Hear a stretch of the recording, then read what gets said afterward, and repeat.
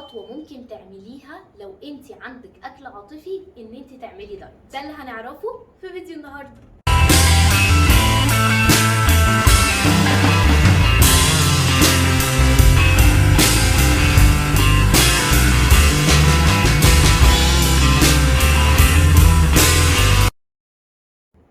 اهلا بيكي، معاكي دكتور نورهان لطفي، اخصائيه التغذيه الحدسيه ضد الدايت، اللي بساعدك عن طريقها ان انت تتخلصي من الشراهه، تاكلي بوعي، تكوني علاقه صحيه مع الاكل.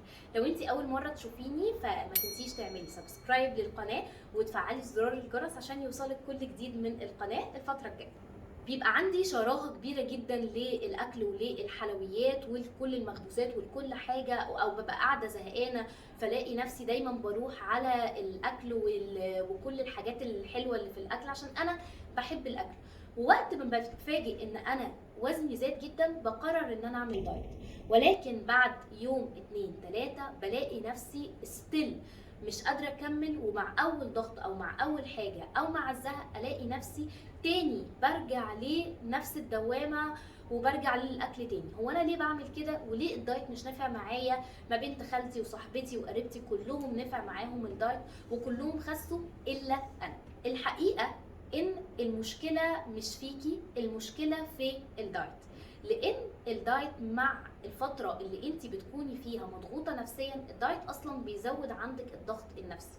دي نمره واحد. نمره اتنين، انت لما بيكون عندك ضغط نفسي او لما بيكون عندك مشكله معينه وبتحاولي تهربي منها بالاكل، فالمشكله ما اتحلتش. انا ستيل المشكله اللي عندي موجوده، وانا ما اتعلمتش ان انا اتعامل مع المشكله الحقيقيه.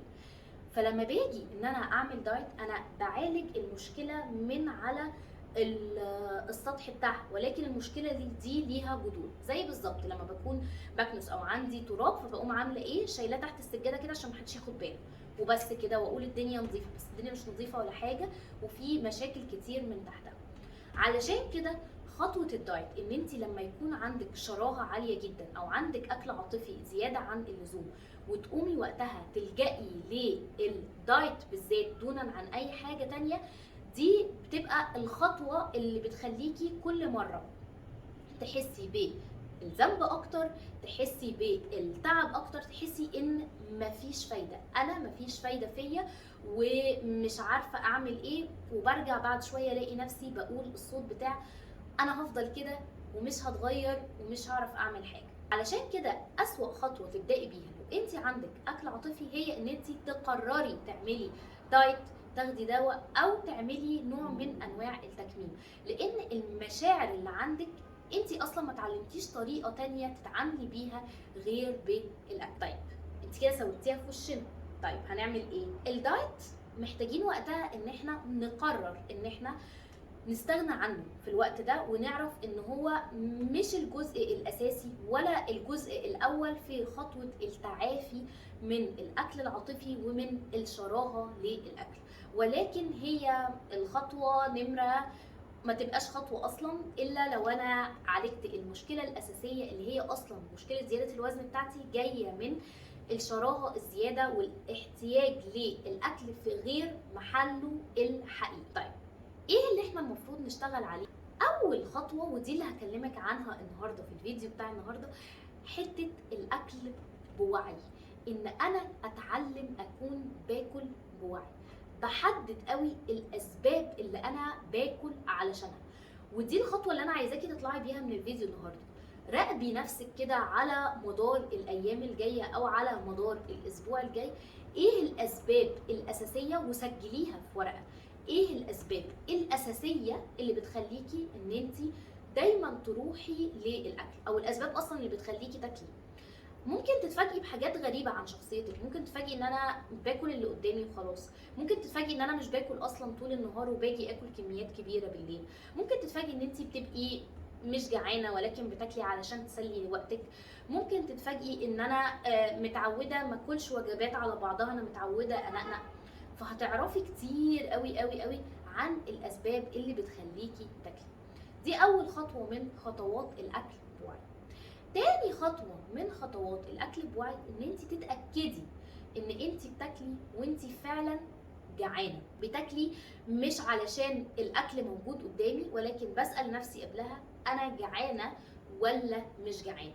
وده بيتطلب ان انا اكون سايبه الدايت اللي انا بعمله واكون منظمه الوجبات بتاعتي، على الاقل اكون باخد وجبه فطار غدا عشاء. وده مهم قوي قوي قوي اخد بالي منه على مدار الايام بتاعتي، ان انا اكون ملتزمه على الاقل ان انا باخد فطار غدا عشاء بوجبات متكامله، مش وجبات سريعه كده بسيطه او وجبه كلها نشويات وخلاص، لان ده مش هيشبعني. تالت خطوه دي مهمه قوي ان انا اشتغل عليها وابص عليها، هي فكره ان انا اتعرف على الاسباب او اللخبطه اللي انا بعملها في اليوم بتاعي، او السلوكيات اللي انا بعملها في اليوم بتاعي ممكن تكون بتخليني ان انا اكل بطريقه ما فيهاش وعي، زي ان انا مش بشبع الجسم كفايه، مش بنام كويس، مش بتمرن كويس. الاسباب اللي ممكن تكون بتخليني اكل كميات كبيره وانا مش واخده بالي. طيب دي كده شويه حاجات بسيطة وخطوات بسيطة تقدري تبدأي بيها النهاردة علشان تحولك من ان انت شخص بياكل mindless بدون وعي بدون تفكير، لان انت تبدأي تاكلي بشوية وعي.